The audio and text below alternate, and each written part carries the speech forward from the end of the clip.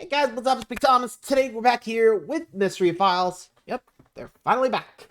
Today, it's the sinister letters that terrorized a small town. You think it's the Watcher again? You know, the Watcher from BuzzFeed Assault. I don't know. I'm actually not too sure. So, I'll play along to see, if it actually is solved or still a mystery. So, let's learn more about these letters and see what's going on here. Be sure to like, subscribe for more. Hope you enjoy. Let's check it out. Wish me luck. Let's begin.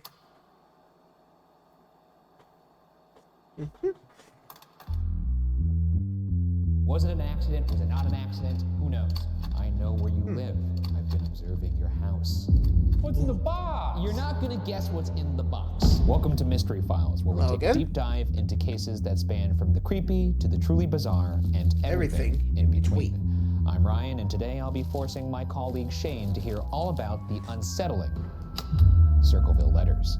And in the end, you'll have to decide whether the case is solved or if it's simply a mystery.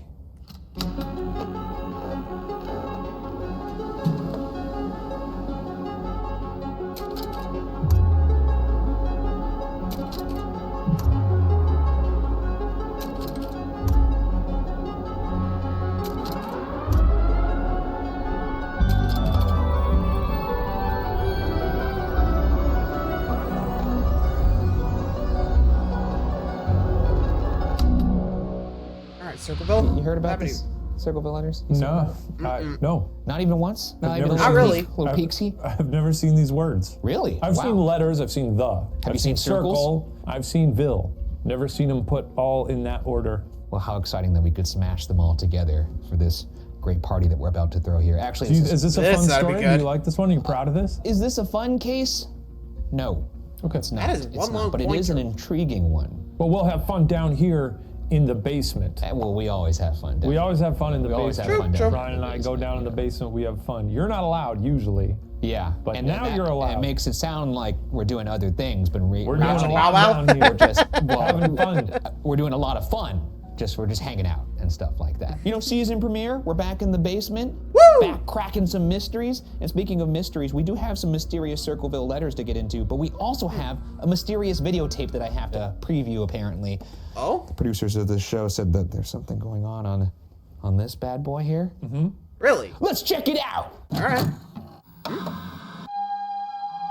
It's a sponsored video. It's very end for a little tweet. Well, how about that, huh? Okay, cool. That was quite the mystery, right? Yeah. Thanks. Are you ready for the main event, though? Fire it up, brother. Oh, you already perked up. I was going to tell you to perk up and Woohoo! maybe, get that pen ready. I'm lively. Open up that mind to a studious setting. I know that's hard for you. Okay, so looks like something happened, and I'm guessing either the letters are threatening to reveal the truth, vigilante style, or something else. Big question is, what's going on here? So it's either the letters the bad guy, or the letters are trying to expose the corruption in this Circleville. I never actually heard of Circleville. So let's learn more and see why it's really terrorizing a town. Will it be deserved? Not? Let's find out. Bring it on, Ryan. About 30 miles south of Columbus, Ohio, sits the town of Circleville. The Down best there. little town around, its website cheerily states. That's funny. Is that? Sure. Isn't that funny? Yeah, the best little town around. Yeah, I guess. Town around. Pretty sure any town my could be like God. that. In 1970, it had a population of about 11,100 people. And over the next 20 years, more than 1,000 threatening letters, mainly targeting 2 individuals, would be sent to the people of not just Circleville, but of greater southern Ohio, including elected officials and the newspapers. Two So in individuals Ohio. receiving thousands of threatening letters? That's Can't relate. Well, you're only getting That's funny, right? thousands of letters of praise, is what We'll you're see. saying. We'll see. Oh no, you Bulgaras, You're sending me Bugaya's anthrax. spooky. You're doxing me. We're not Some of doxing. I've been 1,000 swatted for dozens of 2 times. people? Well, that was just me because I thought that was really funny. Yeah, It well. was funny to see you on your knees on the lawn, just like people pointing guns at you. It was like laughing my ass off at home on a drone that I was controlling from the basement, this basement. The first was received on March 2nd, 1977 by the superintendent of the nearby Westfall High School, Gordon Massey. Written in block letters, the letter read, quote, "Dear Sir, according to my girlfriend, you have asked her to go out many times and have asked the other female bus drivers too. Due to your position and their jobs with you, you should not do this. This must stop at once for the good of this school and families. If they are not stopped, I will be forced to write to the school board, and I'd hate to do that. To prey on another man's girl is untouchable, especially when they're out trying to make a living. There's also talk of you dating a married woman and taking advantage of them. Do you need the times and names again? Please think. I suggest you find yourself a pimple-faced whore and start up with her and leave my girls alone." End quote. Your Gordon girls? Ramsay got that dog in him. I was gonna say, I was kind of on this guy's side until this little tasty Yeah, part the right whole here. I was like, leave my girls I don't know about alone. all about him like being like, Yeah, the hell? don't commit adultery. Yeah, like, and then he went a little too far by calling her, you have a hero. you know, I guess a hypothetical person, a pimple-faced whore. That's not that. You can't be calling people that. Anyways, enough Yeah, about rough. Gordon. Let's move on. Wait, is this even What is related? this now? What the? Oh, wow. What in the Blues Who's here? Clues is happening here? Did, It was nice to see the mailman. That's Carter. That's not even a oh, mailman. hi Carter. Delivery for me. What are you doing? Why are you dressed like that? What's going on here? Thank you. Pretty light mail day, huh? Pretty empty bag. Huh. That's new. It's a shame. Shane, weird. Wait, is this I guess you should read is it. this I wonder tied who wrote back? Oh, wow. This is kind of Well, tied this back. is your handwriting. it. I don't know about that. Okay. What does it say? Dear sir, it has come to my attention that you have been using Watcher Entertainment's money to purchase jelly beans, little doll clothes, Have you been doing that? Pandora Premium, specifically the indie rock channels. Does anyone still use Pandora? Apparently you. You tell I me. never used Pandora. Then why is Yeah, it in used the to, funds? but As well not as anymore. copious amounts of skins on Fortnite. Now that's true. Due to your position, you should not do this, and I implore you to stop immediately. If you are God. not stopped, I will be forced to write Watcher CEO Stephen Lin. That person does sound really concerned. Yeah, but there's. Don't be, it's I'm like- not worried aren't they about someone being recorded right writing now? to Stephen Lim. I would think about that again. The last time Stephen Lim caught somebody skimming off the top, we all know how that went. May they rest in peace. I think for now, it's on my radar. I'm not very alarmed. Well, I mean, the concerned letter writer is not going to like that, it sounds There you like. go. What kind of skins did you get on Fortnite? I've got a lot. A few days. To each their own, but still.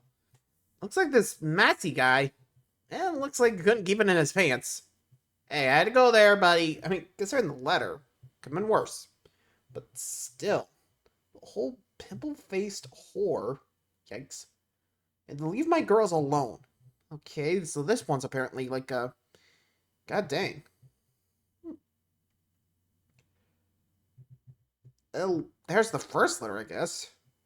So basically, hey, yo, stop an adulterer or I'll write the board. Right? Huh. Need to do that. Really? You think if you learn, you just straight up right away just be like, I think if I was writing this, I think I would have been like, Dear Massey, I know what you did. Expect some words from the school board. I mean, short, sweet, and, well, fear of God in them, you know? Here, yep, like I said, definitely vigilante. Anyway, let's see what's next. Days later, the school board received a second letter urging the them board to this time. investigate allegations that Gordon Massey had used his position to harass female bus drivers. That same day, a third letter was received by Massey's fellow superintendent with the same accusations. Soon, however, the letter writer moved on to their primary target, Mary Gillespie. A married mother of two, Mary worked as a school bus driver and was accused by the writer of having an affair with Gordon Massey, who was a married father himself. The first letter she received read, Mrs. Gillespie, stay away from Massey. Don't lie when questioned about meeting him. I know where you live. I've been observing your house and know you have children. This is no joke. please take it serious. Everyone concerned has been notified, and everything will be over soon. So this bus driver, Mary, she's smooching Gordon. That's what the letter alleges. Yeah, alleges. So the first letters were like, leave the bus drivers alone, and now the letters to the bus driver being like, leave Gordon alone. I think this nobody should kiss in this town. This letter writer is like, hey, you're both married. Stop smooching. What are you doing? But I will say, just as a quick reminder to apparently you and the audience, these are all allegations in this letter. We don't know if these things have happened. Right. This Fair. guy, we don't know anything yet. He might be a little insane in the membrane. But if none of it happened, I mean, the observing thing, makes sense. Should just. Why would he write the letters then? Why would she or he write the letters then? I hope this ends with someone getting the death penalty. Okay, a little endorsement for capital punishment in this part of the episode. I'm just annoyed. Really. I'm annoyed. Another letter read. Oh, here we go. Lady. Just, lady. It's funny to start a letter with lady. Lady, this is your last chance to report him. I know you are a pig and will prove it and shame you out of Ohio. A pig sneaks around and meets other women's husbands behind their backs. It causes families and homes and marriages to suffer. Wow. Could have used maybe a comma. So much pig talk. It damages families, homes, and marriages. He did the and twice. That always pisses me off. Comma in there. When people don't do that. Someone's really mad. It fucking annoys me. Although Mary denied the affair, the letters continued and grew even more threatening.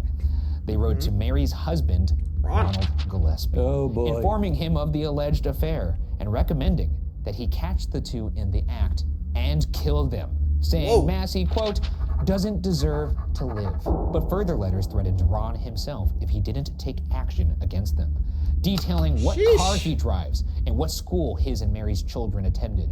Ron took the letters to the Pickaway County Sheriff, but according to Ron's brother-in-law, Paul Freshour, Ron was told that the sheriff had more important matters to attend to. At this point, where do you even stand on this? Do you care that these people are perhaps committing all these egregious affairs? It's just someone who's on a sick little power trip, it seems like. A vigilante. Yeah. A relationship Batman. A zealot. I get weird religious vibes from them. That's nice. Could you imagine if Batman beat the shit out of cheaters? Yeah. Instead of going after the Joker and the Penguin, he just makes sure people don't cheat on their spouses. Marriage is a promise. In addition to the... Okay, but still, the fact that this guy was telling, like, Ron, you better kill Massey. Otherwise, I will kill you and your wife and children. Like, huh? At the beginning, he was like, okay, you're fine. But, I mean, at this rate, just, Jesus, calm down.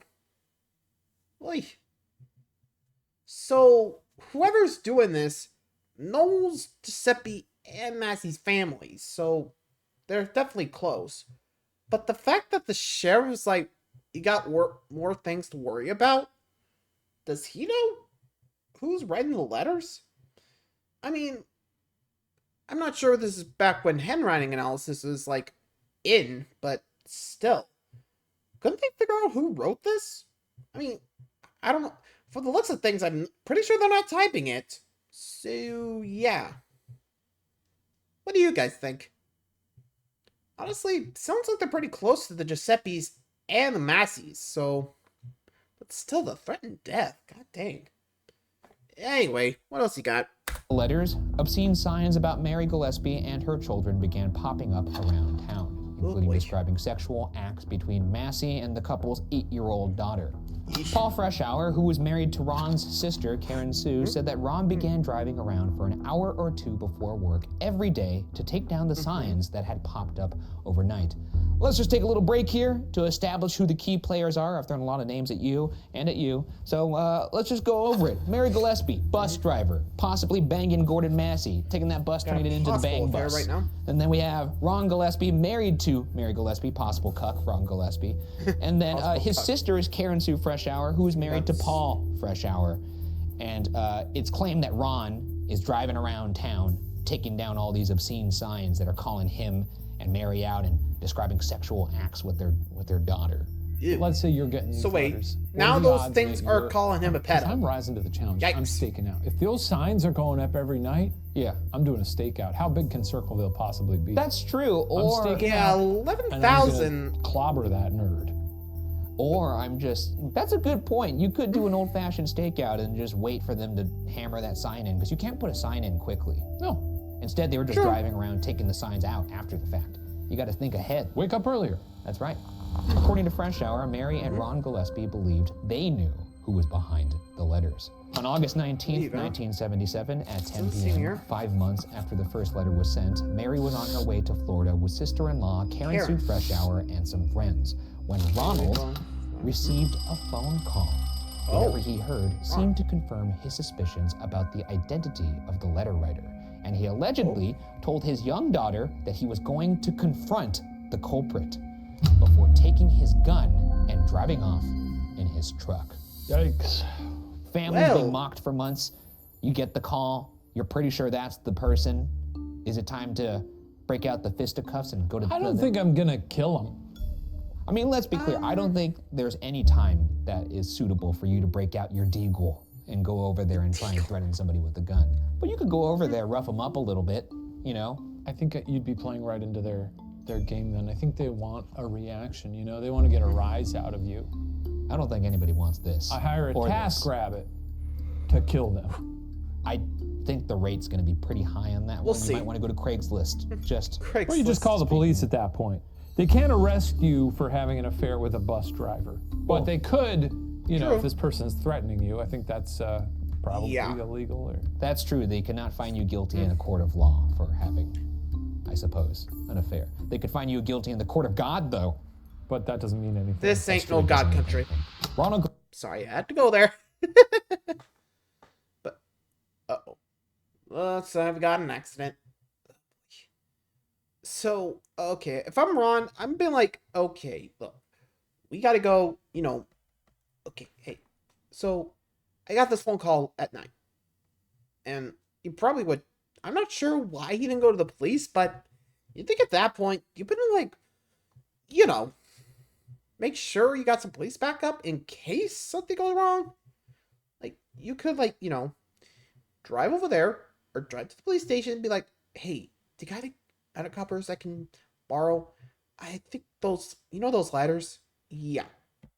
I'm just saying. Seems like a pretty good idea. But apparently, I'm guessing Ron didn't do that, and, well, this happened. Let's see. Gillespie was pronounced dead an hour later after his car crashed into a tree on 5 Points Pike, just 10 minutes from his home. While the rural road would have been dark, the weather conditions that night were clear. It was reported that Ron had been traveling at excessive speed and missed the curve in the road. But Paul alleged that Ron was actually in a high-speed chase and that there were bullet holes in the side of the truck. But there was no evidence of that. Ron hit the tree at 10:25 p.m. and, not wearing a seatbelt, was partially ejected from the car. It's believed he died on impact, but he was pronounced dead when he arrived at the hospital at 11:15 p.m. Ron was just 35 years old. The coroner ruled his death an accident, and a pathology report put his blood alcohol content at 0.16, double the legal limit. According to his brother-in-law, this would have been wildly out of character for Ron. Fresh Hour believed that Ron had been murdered and urged the sheriff's office to look more into the case. Was it an accident? Was it not an accident? Who knows? Was he drinking before they left? He had a blood alcohol level of 0.16. So it sounds like he maybe just was drunk driving. Could be. Yeah, which, Ohio. After the accident, the Circleville letter writer would claim that Ron was killed by Mary Gillespie and Gordon Massey. The writer even claimed that Sheriff Dwight Radcliffe was covering up the murder for Gordon Massey.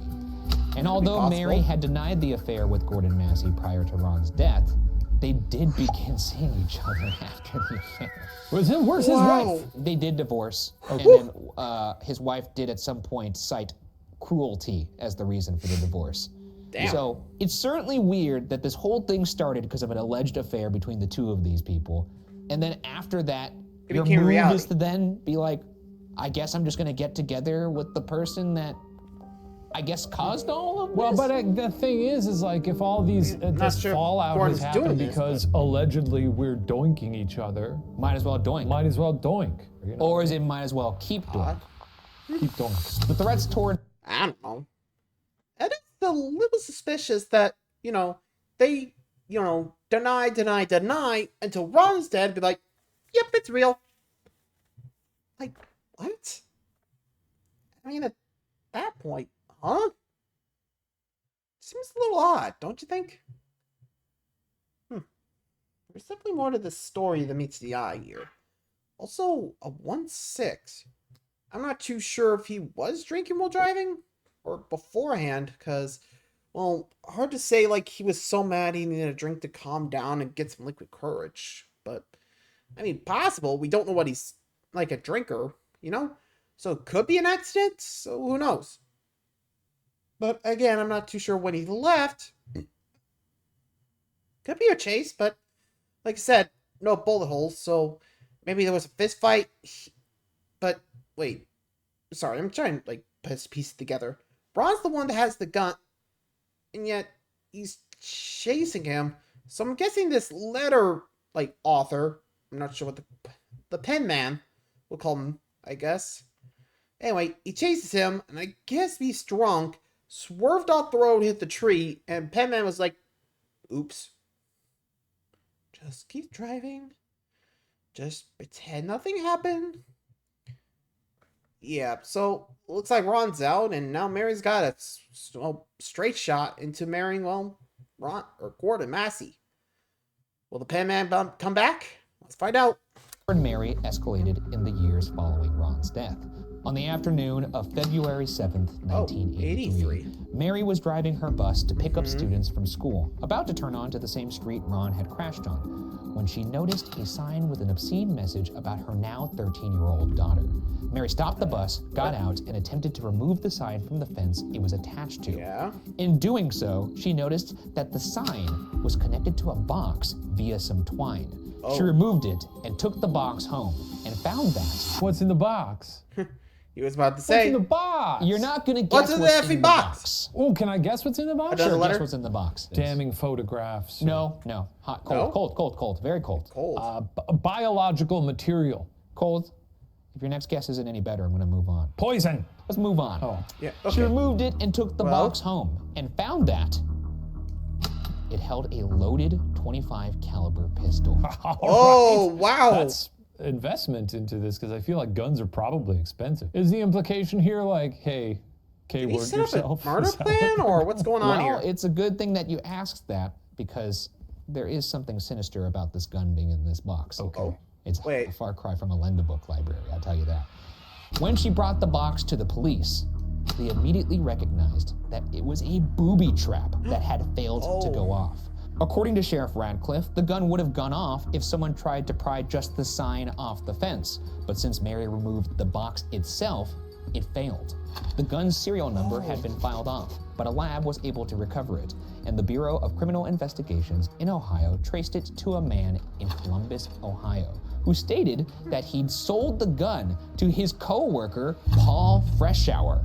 And with that, Paul this time. Wait, I'm gonna make sure that sinks in. Did you get that? Yes. It was a pretty cool presentation. His name popped up and everything. Oh fuck, I wasn't looking. It was like a big reveal. Like that's who the gun was sold to. I was hoping that it would elicit some sort of like, wow, that guy Mario. For some, I it's know not a Mia Mario. It's Mia Murderer. Yeah, I know aliens aren't in this story, but I was drawing a picture of an alien holding a little gun. Okay. Is that a picture of an alien with a pistol? Yeah. Did you hear anything that I just said? Paul got a gun. Let me ask you this. Does that look like an alien? No, I know aliens probably aren't. I just, you just had to do it for covered them a funsies. lot on this show. This book's full of aliens. You shouldn't have given me the one from last season. Look, you gotta... Oh, I drew Jesus last season. Yeah. Too, as well. Listen up. Listen up. Yeah. We're trying to solve a mystery here. And if you don't start taking the investigation seriously, you're fired. You'll be forced to tick this up a notch. Take it up a notch. Let's do it. So, Paul's gun, I'm not sure if he lost it or claimed to have lost it. You know how these things work. So he I can definitely see him claiming, like, he had his gun stolen. I mean, if it was, like, Ron's gun, then it'd be a little less suspicious. But now we got Paul, who, well, whose gun was, well... But sheesh. I mean, the fact that Mary was, like, so close to the death. So, wait, does that mean Paul's the letter writer? Again, we'll just go with Pen Man. I don't know. Maybe. But if I had to take a guess, might not be him. I don't know, but why would he run from his brother? There's definitely more to the story. I mean, the way that the sheriff was trying to cover it up, like, with the whole, like, you know, something else. I mean, he wasn't he part of the ones that reported the letters, or was that wrong? I don't remember. Anyway, so let's see the suspects. My guess is either going to be Paul, Ron, or someone else. Let's see. Now, first up, Paul. The first suspect is Paul Freshour, Mary Gillespie's brother-in-law. Freshour was the original gun owner's direct supervisor at the Anheuser-Busch facility and had told him he wanted the gun for protection because his wife and children were being harassed. The purchase had occurred in December 1982, just a few months before Mary discovered it in the booby trap, and Paul told police that the gun had been stolen from his garage. Despite this, he never reported the gun missing to the police. I mean, look, I like the guy's got kind eyes. That seems a little bad. I think he did it. Yeah. Also, it does seem a little obvious. Someone stole the murder weapon from my garage routine. Not exactly airtight. I think you gotta come up with a better excuse than that. Yeah. True. But no, he does have kind eyes, and as you pointed out earlier, he does look quite a bit like Mario. And these are real photos of him. This isn't a model we've hired, because this is just a stunning man. In his interview, he told the police he knew who'd taken it, but didn't name the suspect. Well, name him, Paul. Really? Yeah, My just gun was say stolen. it out loud. Oh, really? I know who did it. But who I'll was never tell. Why would you not tell? Otherwise cooperated with the police, allowing them to search his home and car. And he gave them samples of his handwriting, waived his right to an attorney, and even agreed to a polygraph test, which he failed. It's kind of funny to dare the police to be like, I'm so confident that I'm telling the truth here, you could test me, and then immediately fail the test. It's like, I don't think he thought it through. I assume the other suspects are even more damning, otherwise I don't know why you told me about him first. Well, that's a good question. Okay. What about the others? Perhaps maybe you have to keep your investigator cap on throughout the presentation, because you could see that there are 4 suspects. Okay. So let's focus up. Right now, eyes he's open, number ears 1, open. baby. Yeah, number 1 for you. Paul's number 1 in my heart. He's also 1 of 1 so far that you've been presented. Number 1 on the suspect let's see. It's not exactly a big proclamation. Could be Mary. I think it is. Set It was things at this up. time that Freshour's estranged wife, Karen Sue, told police that Paul had been the anonymous writer of the letters. She claimed that she white first found spill. one of the letters torn up in a toilet. Look at this. Look. Yeah. Oh, you put a little piece of You can see the piece of paper there we on the go. letter in the toilet. It's good. I like that. You know, That's you actually kinda look in nice. a toilet, you expect to see maybe pee if you're, you know, if it's yellow, let it mellow kind of person. Sure. But definitely not a letter. No. She claimed that Fair. she first found one of the letters torn up in a toilet and then found several others around the house. Freshour vehemently denied this, as well as any connection to the booby trap that Mary found, despite the presence of his gun in the booby trap. According to investigative journalist Martin Yant, Freshour believed his ex-wife, Karen Sue, had set him up. And speaking of Karen Sue, suspect number 2, Karen Sue Freshour. Okay, so Now it's you were wondering who's Karen. coming up Okay, next. the sibling and boy, of do we Ron. have something for you. Whoa! What's Paul- the skinnamering phone doing there? Okay. Every time, why is he showing up so many places lately? I felt like a wizard there. How does Paul and Karen Sue Freshour had been married for 20 years when they filed for divorce in October 1982, Karen just a few months before Paul bought the gun and Mary Gillespie found the booby trap. Karen Sue would later tell police that Paul was physically abusive towards her in the first years of their marriage, and that she'd even filed for divorce back then, but rescinded it. In the early 1980s, he began to assert that she was cheating on him, and Karen Sue left him in late June 1982. She claimed that on October 5th, 1982, Paul threatened her with a broken glass bottle, saying that her own mother wouldn't recognize her when he was done with her. Bad. If that's true, Paul's canceled. Oh, unfortunately, it does get worse. He beat her and left her with a black eye. Okay, and bad guy. Paul went to counseling following the incident, so well, good for him, but good, bad right? man. Everything's all washed clean. So I see Unsolved Mysteries on the board. What's going on there? You might have. They got married, they got divorced. Let me ask you this. So they were married, got divorced. What was the Circleville Letter writer obsessed with? Particularly, what was he obsessed with people? Oh, cheating. Yeah, and he thinks she cheat. Now, after the divorce, the couple's adult son, Mark, lived with Karen Sue in a trailer on Mary Gillespie's property, while the court granted Paul the house and custody of their daughters. I don't understand that, I have to say. Like, how did a court grant this dude custody if he's like... It was like the 70s, man. Tormenting his wife. Nobody made good decisions then. Ohio and the 70s. It's 80s too. Don't forget that, 80s. Karen Sue told police that Mark was afraid of Paul. Karen Sue also told police that her children were receiving letters at their house, and the girls were receiving phone calls as well.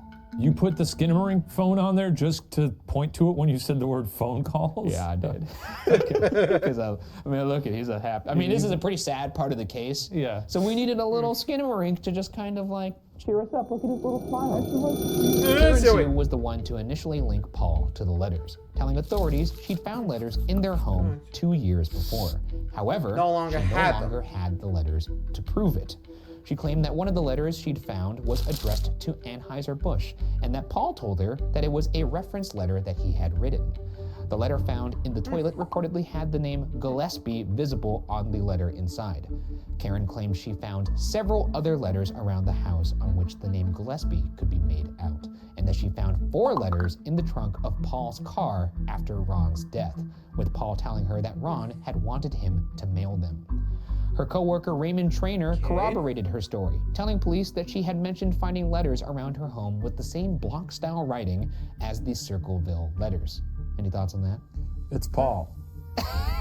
My notes say Paul. Paul's who did it. Paul. Yeah. The case was investigated. This seems a little too easy. I don't know, like, it could be Paul. Remember, this is his gun. Karen... Well, I'm not sure if she's an unreliable narrator. That's the big question. Remember, she tried for the divorce, but rescinded. And, well, remember, Paul's the one that got custody. She had to live in the trailer home. So does that mean Karen's actually the abusive one? That's a big question here. So we're thinking it's either Paul, the brother-in-law, or the sister, Karen Sue. I'm actually not too sure where this is going to go. But, well, so far, it does seem like Paul...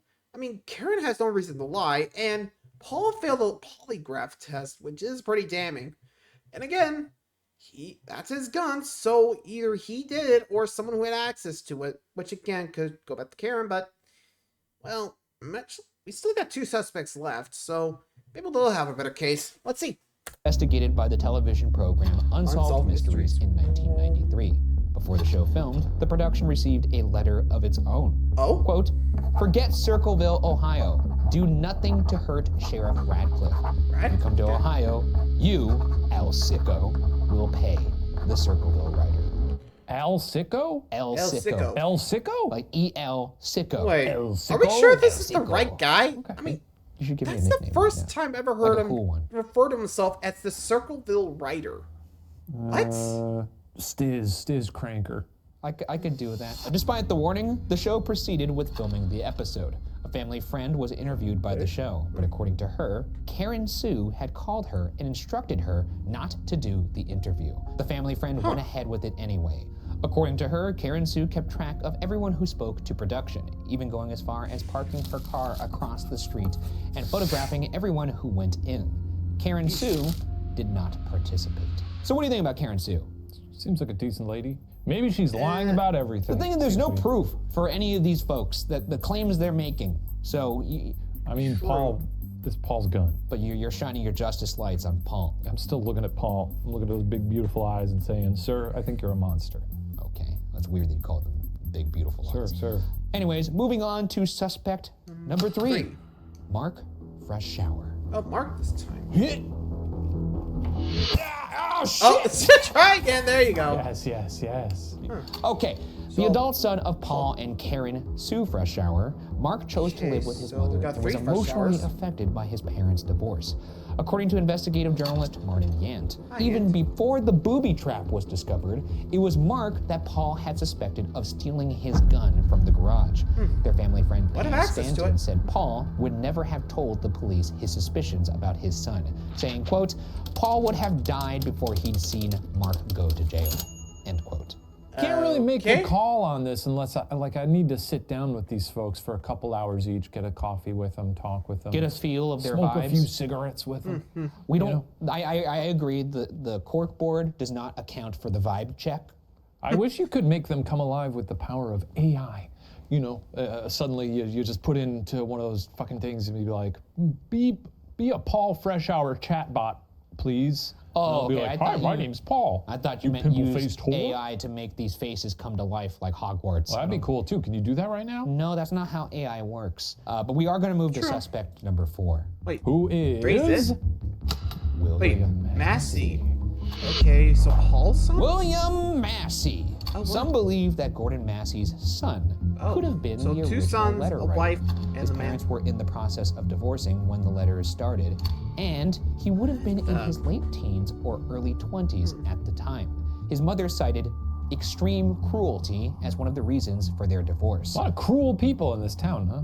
I mean, like, there's not a lot going on. Perhaps. I actually don't know that. I didn't really check in to see what the local attractions are at Circleville. Well, it just seems like everyone's like, hey, this person was very cruel. You know what? Extremely cruel. I know we're what do they mean by cruel, I do want to just type in really quickly. Top 10 things to do in Circleville, Ohio. Yeah. Number 1 is divorce. Go to Columbus. Leave. Yeah, get out. Number 1 is Columbus scavenger hunt. Number 1, get the fuck out of Circleville. His mother cited extreme cruelty as one of the reasons for divorce. Some letters later on were reportedly even signed Bill Massey. But he was still living under his father's roof at the time. People doubt he would have been able to pull that off. So to recap, let's take a look at this family tree. Now, Paul Freshour, suspect number 1. That's right. Married, now not married, but was with Karen Sue Freshour, who was suspect number 2. Karen Sue Freshour's brother was killed in the car crash, and of course, her brother was married to Mary Gillespie, who was, in the bang bus supposedly with Gordon Massey. Banging when Gordon. This guy and his original wife divorced, it could have been a reason why this guy would be angry. Yeah. Maybe he saw that his dad was sneaking around and was like, hey, I'm gonna write these letters to get my dad off the wrong track. I could maybe see that. Yep. Mark Freshour, suspect number 3. They're just blaming the kids. But nobody has, this picture, definitely not as good as this picture. No, this picture definitely, I see this picture, guilty. Entering his Ron Jeremy phase over. I see this picture. Oh, who's that? Why aren't you doing the breaststroke? Yeah. Underwater in Mario Land. What? Oh. And with all that being said, actually, I think this could be solved, but it could be a trick. Paul's the only one with a face here of the suspects. I mean, Karen, I think, might have moved on with her life after this. William, I doubt it. I mean, to be fair, what about a stalker? Ron, I think, might go after his brother-in-law. I mean, he said he knew him, so it probably is someone close to Ron, so maybe he did think it was Paul Freshour. And, I'm still thinking either Paul killed Ron, or, police were right, he just drove off the cliff after going for him. Or, whatever happened. I mean, honestly, this does feel solved, but I feel like there's still more to this case. No one's admitting to anything. And again, Paul's got a lot of evidence against him. It's one of the Freshours for sure. It's either Paul or Karen Sue. Karen Sue for trying to hide the truth, I guess they don't want to, she wants to get exposed, but I don't know. This is pretty tough, but like I said, I'm going to stick with Paul because, I mean, he does seem most guilty out of everybody. I mean, remember, his gun was the one that was in the box. It's either he or... So, it could be possible, but... And he did fail the lie detector test, though it depends on the questions he was asked. Did they even reveal what they asked him? Anyway. Now that we have the lay of the land again, who are you feeling on, all of this? I think it's Paul. If I were sheriff in this town, I'd arrest him and try him for murder. They don't even need to have a trial. Could you imagine if like just your threatening. job entailed you just having hunches, and at the end of one of your hunches, someone goes to jail? Sure. That's scary. I guess so. That's why I'm not a cop. Let's move on. Okay. Fair. So, are we right? Wrong? Let's find out. In October 1983, Paul Freshour was arrested and tried for attempted murder, pleading not guilty. He was not charged in connection to the letters. His family and friends were shocked. One family friend called the suspicion around him preposterous. Paul Freshour spent over a month in jail before being released on a $50,000 bond. He then admitted himself to a mental hospital, stating, "After 34 days in jail, I decided to come in here and have things checked out," end quote. At one point, he even entered a plea of innocent by reason of insanity, but he changed it back to just an innocent plea a short while later. The case against Paul was weak sauce. There was no physical evidence that connected him to the booby trap, no fingerprints, and he had an alibi for most of the time when the booby trap would have been installed on the fence. He had taken the day off to have work done to his house, and several witnesses confirmed that he was seen at his home. There was, however, circumstantial evidence. The box his gun had been found in was an industrial chalk box that could have readily been found at his work. Though he was never charged with the letter writing, the judge at Paul's trial allowed 39 of the letters to be used in evidence, with the prosecution claiming that the handwriting on the box was similar to that in the letters. 2 document examiners testified that the handwriting on the letters could have been Freshour's. The jury deliberated for 2.5 hours before Paul was ultimately convicted of attempted murder. And although it was never proven that he wrote the letters, most people assumed that he had. He was sentenced to a maximum sentence of 7 to 25 years in prison, and ultimately spent 10 years there. But despite Freshour being behind bars, the letters didn't stop. Hundreds were sent during his decade in prison. The prison warden stated it would have been impossible for Paul Freshour to have written the letters. He had been kept in isolation and was not allowed pens or paper. All of his incoming and outgoing mail was inspected. The letters were also postmarked from Columbus, but Freshour was imprisoned nearly 100 miles away in Lima, Ohio. Authorities insisted that Paul was still behind the letters, suggesting that he had an accomplice on the outside. He was a well-behaved prisoner, but when he was up for parole after 7 years, he was denied because of the continuing letters. Thoughts on just like him, he gets sentenced, he's in jail, but then the letters keep coming.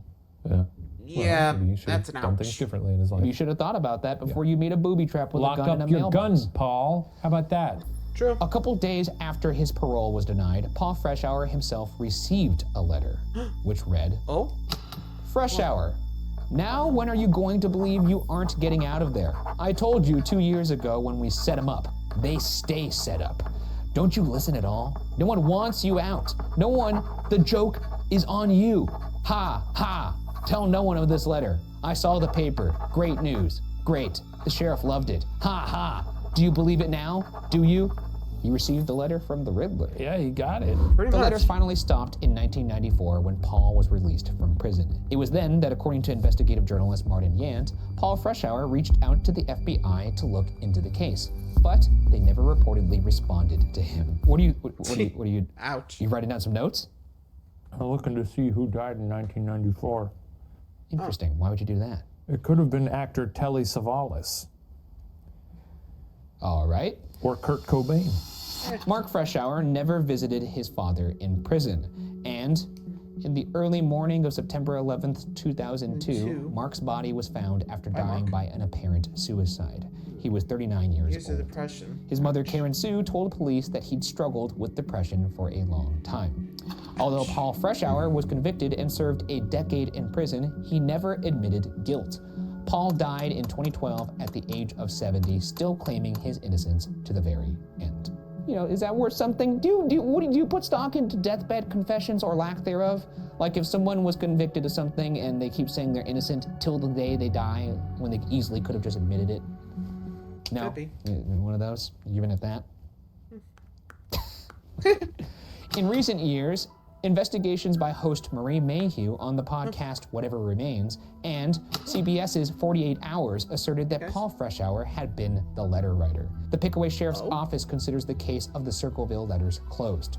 Despite Paul maintaining that his hands were clean, I think we can pretty surely consider this case solved. It was Paul. It was Paul.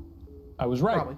Well, I mean, I'm the best. You can make a good inference that it's Paul. I never once wavered. I said Paul. Even when you number 2, maybe it was Karen Sue, maybe it was William. I said no, Paul. Not Look Ringo, at this. Not Ringo, not John. Paul.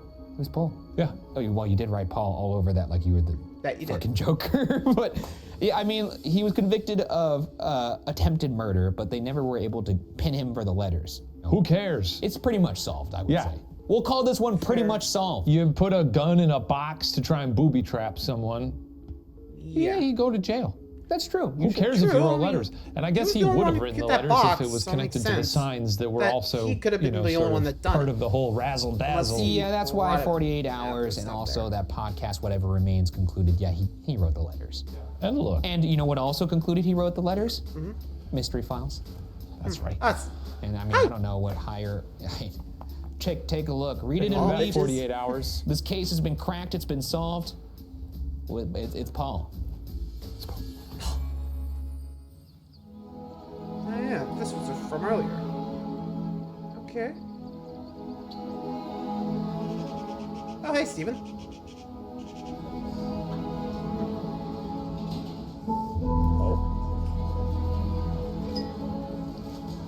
Wait, is this worth it? Oh, please tell me. About this place that I love. It's so dialed in on what it is. Please, Andrews. Come on. Cheers. Come on, Andrew. Yo! Uh-oh, it's good. Andrew! Hey, Miles. Chud cranker. Yo.